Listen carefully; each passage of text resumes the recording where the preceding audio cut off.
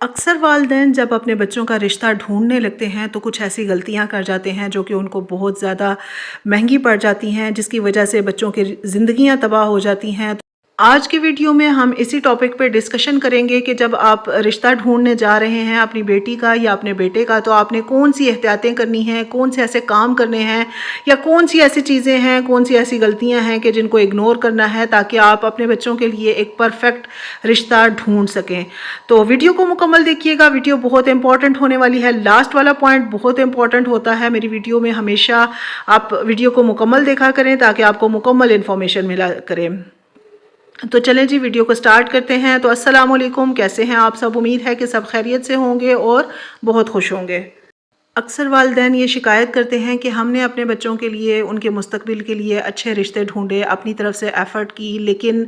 ہمیں نہیں پتہ کہ ہم نے کہاں غلطی کر دی جس کی وجہ سے ہمیں اس کا خمیازہ بھگتنا پڑ رہا ہے۔ ہماری بچی یا ہمارا بچہ، بیٹا، وہ خوش نہیں ہے اپنے لائف پارٹنر کے ساتھ، اپنی زندگی میں آگے نہیں بڑھ رہے اچھے طریقے سے۔ تو میں آج آپ کے ساتھ اسی ٹاپک پہ ڈسکشن کرنے جا رہی ہوں جو کہ ہمارا ایک لائف چینجنگ ٹاپک ہے کہ لڑکیوں کے لیے بھی اور لڑکوں کے لیے بھی ایک آپ لائف کی گیم چینج کرنے جا رہے ہوتے ہیں جب آپ رشتہ ڈھونڈ رہے ہوتے ہیں۔ تو کچھ احتیاطیں آپ نے کرنی ہیں کہ جو آپ کی کافی کام آئیں گی، اور اگر آپ میرے ساتھ ایگری کرتے ہیں تو میرے ساتھ کمنٹ سیکشن میں ضرور شیئر کیجیے گا۔ سب سے پہلا پوائنٹ یہ ہے کہ آپ نے ایز اے پیرنٹ آپ نے جلدی نہیں کرنی، کسی بھی رشتے کو ڈھونڈنے کے لیے آپ نے جلد بازی سے کام نہیں لینا، کیونکہ جب ہم جلد بازی سے کام لیتے ہیں تو کیا ہوتا ہے کہ ہمیں پتہ نہیں چلتا، ہم اگلے بندے کو انڈرسٹینڈ نہیں کر پا رہے ہوتے کہ اس کی نیچر کیا ہے، یا پھر یہ کہ یہ لوگ ہمارے ساتھ سنسیئر بھی ہیں یا نہیں، یا پھر ہمارے ساتھ کہیں فراڈ تو نہیں ہو رہا۔ تو میں نے بہت سے ایسے دیکھے ہیں لوگ کہ جو بہت جلد بازی میں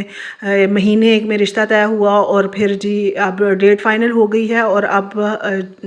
شادی کے لیے ہم ریڈی ہیں، لیکن آپ نے بالکل بھی ایسا نہیں کرنا ہے۔ ایٹ لیسٹ آپ نے کم سے کم 6 مہینے آپ نے اپنے جو آپ کے نئے رشتہ دار ہیں، اگر تو فیملی میں کر رہے ہیں تو پھر تو فیملی میں تو سب کو ایک دوسرے کا پتہ ہوتا ہے، لیکن اگر آپ آؤٹ آف فیملی جا رہے ہیں تو پھر کم سے کم آپ 6 مہینے دیں، اور 6 مہینے بعد آپ شادی کی ڈیٹ فائنل کریں۔ اس طرح سے کیا ہوگا کہ آپ کو پتہ چل جائے گا کہ آپ کے جو ساتھ لوگ رشتہ داری جوڑنے جا رہے ہیں، کیونکہ صرف لڑکے اور لڑکی کے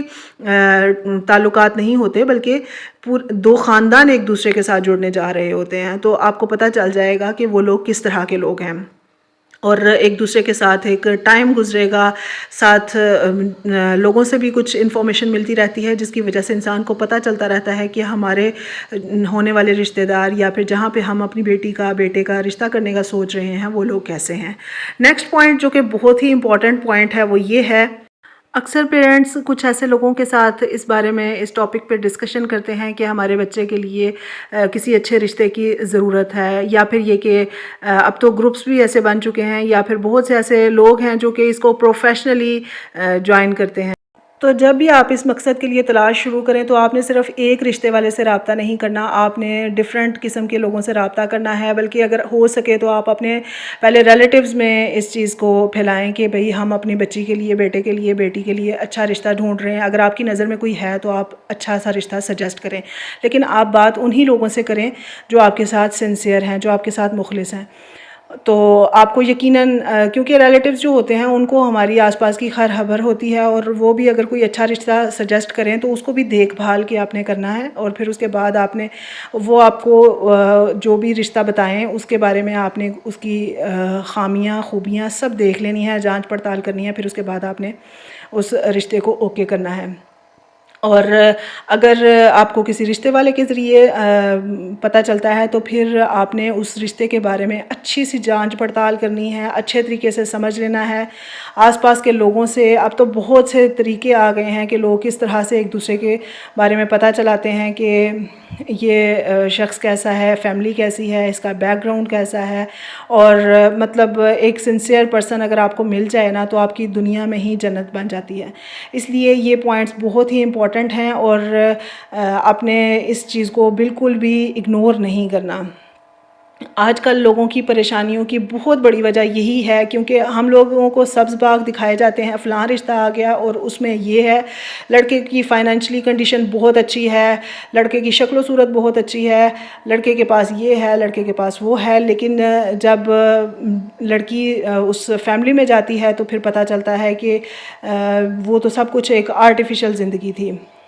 تو اس لیے ان چیزوں کو ہم پہلے جانچ پڑتال کر لیں تو ہمارے لیے آئندہ آنے والی زندگی بہت آسان ہو جائے گی۔